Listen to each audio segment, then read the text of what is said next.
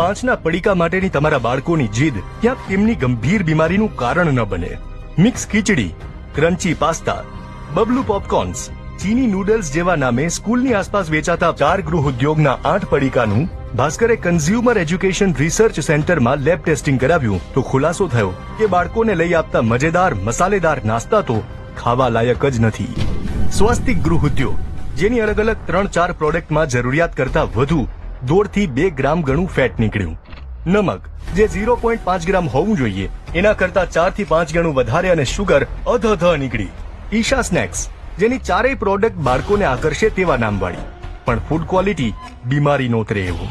Bablu Tarzan, popcorn, ચીની chips, noodles નામની પ્રોડક્ટમાંથી જરૂરિયાત કરતા વધુ સરેરાશ 4.44 ગ્રામ ફેટ અને નમક 0.56 ગ્રામ વધારે મળી આવ્યું.